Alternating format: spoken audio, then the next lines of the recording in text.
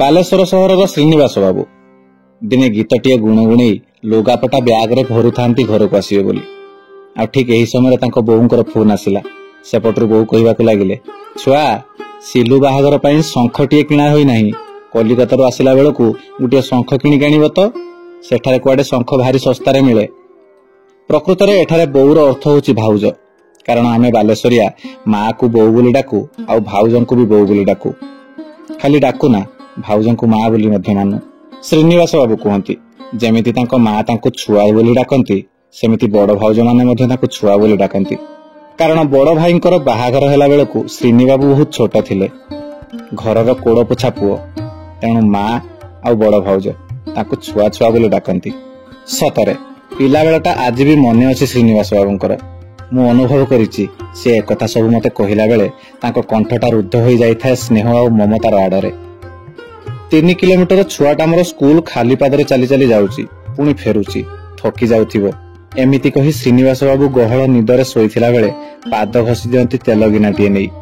ଦିନେ ଶ୍ରୀନିବାସ ବାବୁ ଛାଇ ନିଦରେ ଶୋଇଥାନ୍ତି ଆଉ ଶୁଣୁଥାନ୍ତି, ଛୁଆ ଟିକେ କଡେଇ ଯାଅ, ଆର ପାଦଟା ଦେଖାଅ, ଶ୍ରୀନିବାସ ବାବୁ କୁହନ୍ତି। ଅବଶ୍ୟ ତାଙ୍କୁ ଚାଲି ଚାଲି ଯିବା ଆସିବାରେ ଯେତେ କଷ୍ଟ ହୁଏ ନାହିଁ, ଏକଥା ମା ଜାଣିନଥାନ୍ତି।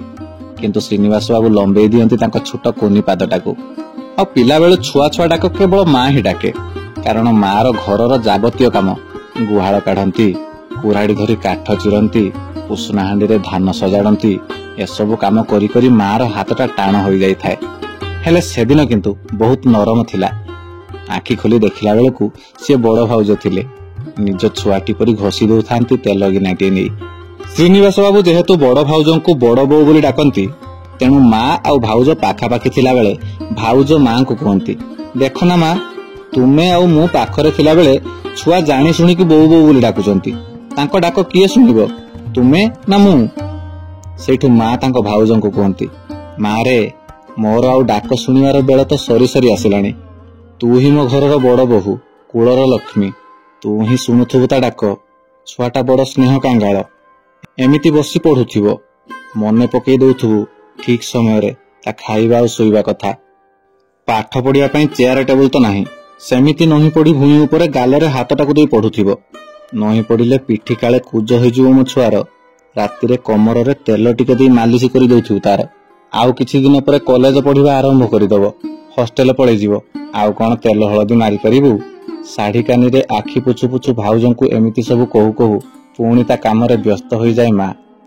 ସତରେ ମା ମାନେ ସବୁ ଏମିତିକା, ପୁଅ ପାଖରେ ଥିଲା ବେଳେ ବି ପାଖରେ ନ ରହିବାର କଳ୍ପନା କରି କାନ୍ଦି ପକାନ୍ତି। ଆଜିକୁ ଅନେକ ବର୍ଷ ହେଲାଣି ମା ସଂସାର ଛାଡି ଚାଲିଯିବାର ଶ୍ରୀନିବାସ ବାବୁଙ୍କର।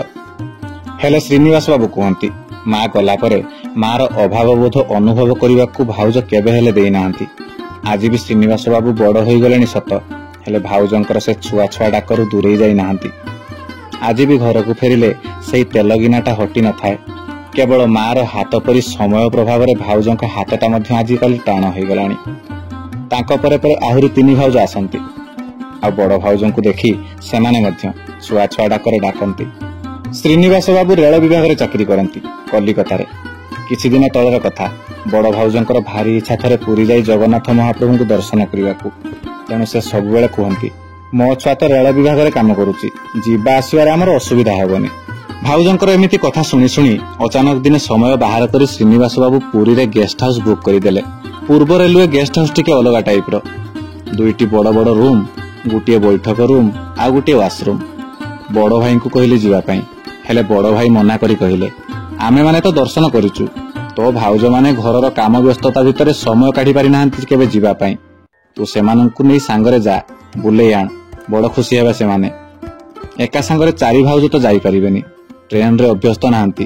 ହାତ ଧରି ଟ୍ରେନରେ ଉଠେଇବାକୁ ହେବ, ପୁଣି ହାତ ଧରି ଭିଡ ଭିତରେ ଜଣ ଜଣକୁ ଧ୍ୟାନ ରଖିବାକୁ ହେବ।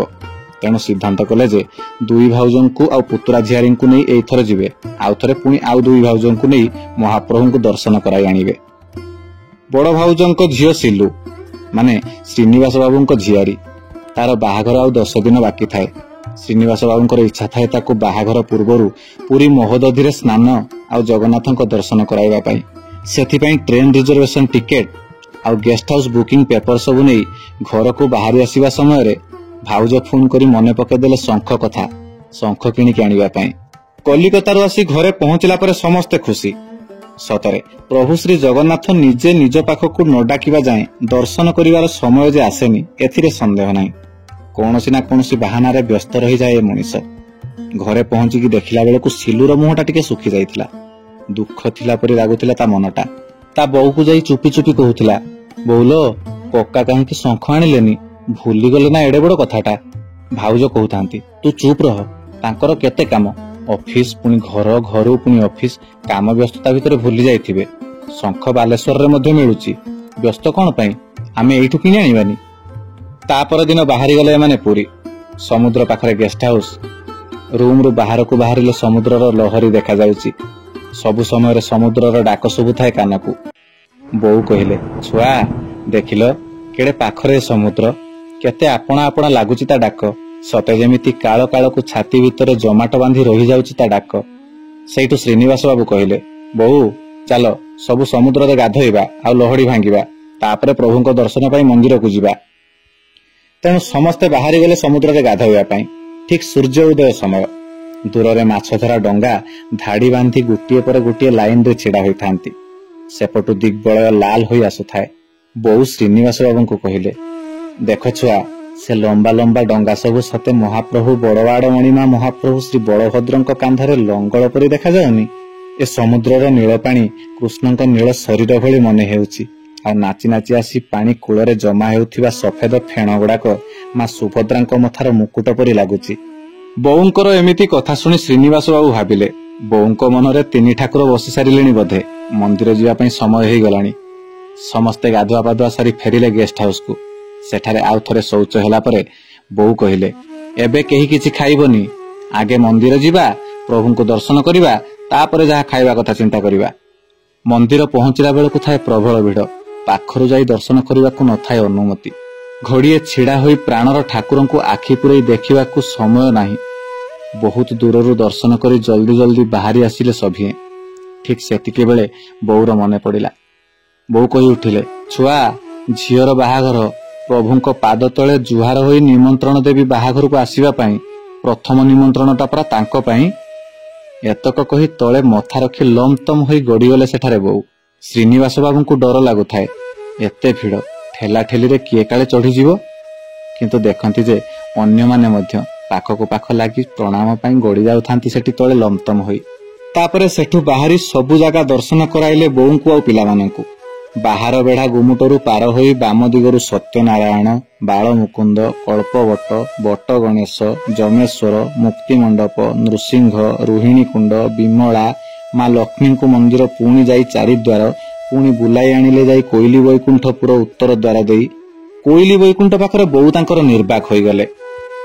ଶ୍ରୀନିବାସ ବାବୁ ତାଙ୍କ ବୋଉଙ୍କୁ କହିଲେ, ଏ ହିଁ ଜୀବନର ସତ୍ୟ ବୋଉ। ଏଇଠି ଦେଖ, ଏଇ 10 ହାତ ଦୈର୍ଘ୍ୟ ଆଉ 10 ହାତ ପ୍ରସ୍ଥ ବିଶିଷ୍ଟ ଏଇ କୁଞ୍ଜ ଭିତରେ 3ଟି ଗର୍ତ୍ତ ଅଛି, ଯାହା ଉପରେ ଫୁଲ ପଡିଛି। ଏଇଠି ଜଗନ୍ନାଥ, ବଳଭଦ୍ର, ମା ସୁଭଦ୍ରା ଆଉ ସୁଦର୍ଶନଙ୍କ ଦାରୁମୂର୍ତ୍ତିକୁ କୋଇଲି ବୈକୁଣ୍ଠର ଗର୍ଭ ପ୍ରଦେଶରେ ସମାଧି ଦିଆଯାଇଥାଏ। ମର୍ତ୍ତ୍ୟମଣ୍ଡଳେ ଦେହ ବହି ଦେବତା ହେଲେ ବି ମରଇ। ଏଇ କଥାଟା ଯଦି କିଏ ଭଲ ଭାବରେ ଜଣେ ବୁଝିନବ, ତାର ଆଉ ଅଭିମାନ ରହିବ ନାହିଁ ଏ ଜୀବନ ଉପରେ, ଲୋଭ ରହିବ ନାହିଁ, ଅହଙ୍କାର ତ କୁଆଡେ ଛାଡି ଚାଲିଯିବ। ଆଉ ଏହାପରେ ସେଠାରୁ ଆସି ଆନନ୍ଦ ବଜାରରେ ସମସ୍ତେ ଏକା ସାଙ୍ଗରେ ବସି ପଡିଲେ ଖାଇବା ପାଇଁ। ଖାଇବା ବେଳେ ବଡ ବୋଉ ତାଙ୍କର କହୁଥାନ୍ତି, ଆଃ କି ଅମୃତ ସତେ, ଏ ଭୋଜନ କିଏ ରାନ୍ଧିଦିଏ ଏତେ ସ୍ୱାଦ ଭରି ଦେଇ। ଏତେ ପ୍ରକାରର ଅନ୍ନ, ଶାଗ, ବ୍ୟଞ୍ଜନ, ଏଇ ତ ଲକ୍ଷ୍ମୀଙ୍କ ପାକ ଅନ୍ନ। ଦର୍ଶନ ସମୟରେ ମହାପ୍ରସାଦର ଶୁଖିଲା ଭୋଗ ନେଇ ପୂଜା କରି ଆଣି ବଡ ବୋଉଙ୍କ ହାତରେ ଧରାଇ ଦେଇ କହିଥିଲେ ଶ୍ରୀନିବାସ ବାବୁ, ବୋଉ ଇଏ ହେଲା ମହାପ୍ରସାଦ। ଏହାକୁ ଚିର ଶତ୍ରୁକୁ ମଧ୍ୟ ଖାଇବାକୁ ଦେଲେ ସେ ବନ୍ଧୁ ହୋଇଯାଏ। ଏ ମହାପ୍ରସାଦ ଦେଲେ କଟି ଯାଇଥିବା ସମ୍ପର୍କ ପୁଣି ଥରେ ଯୋଡି ହୋଇଯାଏ କାଳ କାଳକୁ। ଏହାପରେ ସବୁ କାମ ସାରି ବଡଦାଣ୍ଡକୁ ବାହାରିଲା ବେଳକୁ ବ୍ରହ୍ମାଣ୍ଡ ବଡଦାଣ୍ଡରେ ଟାଣ ଖରା। ସତେ ଯେମିତି ସ୍ୱୟଂ ସୂର୍ଯ୍ୟଦେବ ନିଜ ଅଧରରେ ଚୁମି ଚାଲିଛନ୍ତି ମହାପ୍ରଭୁଙ୍କର ବଡଦାଣ୍ଡର ଧୂଳିକୁ। ରାସ୍ତା ତାତି ଯାଇଥିବାକୁ ଏମାନେ ସମସ୍ତେ ଖାଲି ପାଦରେ, ତଥାପି କଷ୍ଟ ହେଉନଥାଏ। ଚାଲୁ ଚାଲୁ କିଛି ଦୂରରେ ରାସ୍ତା କଡରେ ଝାଲଝାଲିଆ ଦେଖାଯାଉଥାଏ ଜଣେ ବୁଢାର ମୁହଁ। ଶ୍ରୀନିବାସ ବାବୁ ତାଙ୍କ ଝିଆରୀଙ୍କ ହାତଟାକୁ ଧରି ନେଇ ଚାଲିଲେ ସେ ବୁଢା ଆଡକୁ। ପଛେ ପଛେ ପୁତୁରା ଝିଆରୀ ଆଉ 2 ଭାଉଜ। ସିଲୁ ପଚାରିଲା, ଛୁଆ କକା ଏବେ ମତେ କୁଆଡେ ନେଇ ଯାଉଛ? ଶ୍ରୀନିବାସ ବାବୁ କହିଲେ, କାହିଁ तो पाई शंख किणवानी कि शंख किणवा परा बड़ दांडरे किणा जाइथिबा शंखर महत्व किछि अलग लो ना कलिकतार शंख कौन बड़ दांडर शंख भली हबो ये परा पुरुषोत्तम शंख क्षेत्र क्षेत्रर आकृति हेउछि शंख सदृश एइठी ही तो नुआ संसार पाई शुभ शंख मिलिबो आस तते किणिदेबी पुणी सिलु कहिला ओ तुमे ताहेले सेहिथि पई कलिकतारू किणिके आनिलो नाही मु भाउतली छुआ कका तो किछि कथा भूलंतिनी एते बड़ कथाटे भूली गले केमिति सेठारे से बुढ़ा लोकटी टाण खरारे गामुछाटिए मथारे पकई बसी थाए ता मुह ठीक रे देखा जाउ न थाए कुआडू आसीची केजाणी गोड़ाए पाछिए भर्ती करी शंख नहीं आसीची सबु शंख एकेठु भली एके सुंदर सबुथिरे प्रभु श्री जगन्नाथंकर छवि अंका से झुड़ीरू सिल्लू बाछीदेला गोटिया शंख एका थरकरे पसंद होइगला शंख किणवा समय बुढ़ाटी जनक सिल्लू को देखि कहिला ए शंख संभाळिक रखिथिबुलो मा भारी कामिका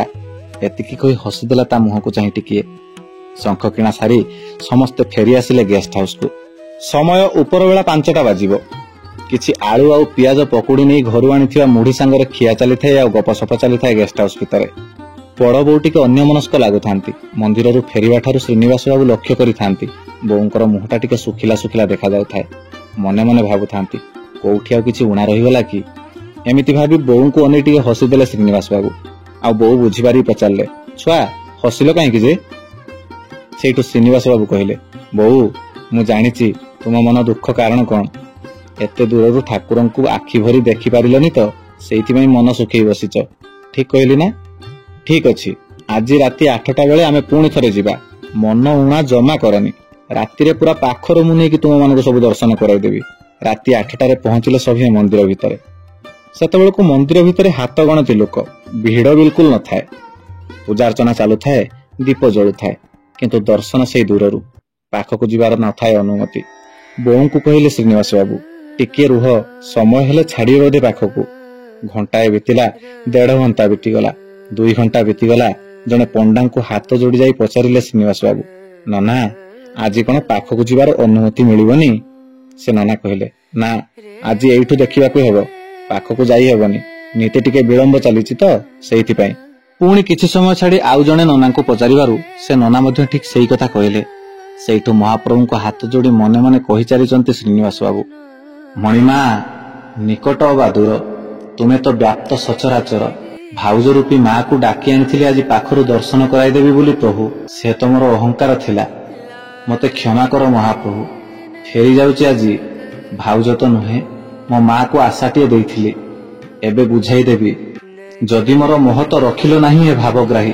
फेरिबा को आदेश दियो आज उदास न होई अपेक्षा करिबी तुम भावर डोरी आ आशीर्वाद को करुणा हेले आउ थरे लाभ करिबी तुमर दुर्लभ दर्शन एतिकी कहिदेई समस्तंकु धरी बाहर को बाहरिबा पई उद्यत हेला बेले पछरु किए जने डाकी देला पछको बुली चाहिला बेलको गोटिए परे गोटिए चंदन अरगोली खोलिबारे लागिछि भक्त माने सब भिड़ भितरे भीतर काठ जाए दौड़ी दौड़ी जाउथांती आह सतरे गर्भगंजन भावग्राही डाकी नेले केते आळरे तांको पाखकु समस्ते खुशी भाउजंको आखिरे धार धार लुह श्रीनिवास बाबू भाउजंको कहउथांती बोऊ एइथि पई उदास थिलो ना ता चका आखि को चाहि लुह ढाली नथिलो बोली आखिटा को नाली करी रखिथिलो ना बोऊ तांकर लुह झराई चली थांती आ से चका आखि को चाहि रही थांती से दिन भलरे दर्शन हैला आ घर को समस्ते फेरी आसिले शंख नै सिलुर बाहाघर को आज को 2 वर्ष हो गलानी खुशीर संसार बड़ गेल्ही सीए ता सासु घर पाखरे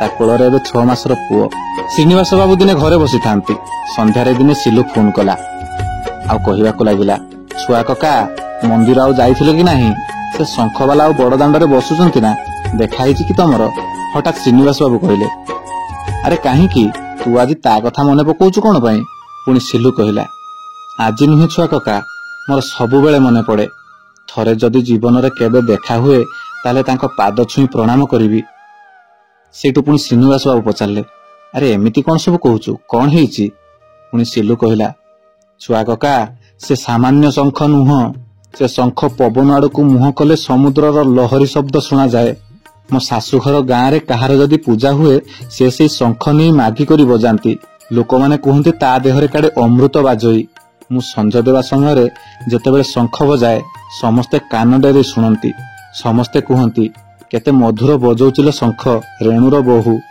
ସିଲୁ ପାଖରୁ ଏମିତି କଥା ଶୁଣି ସାଙ୍ଗେ ସାଙ୍ଗେ ଆଖିଟା ଜକେଇ ଆସିଲା ଶ୍ରୀନିବାସ ବାବୁଙ୍କର।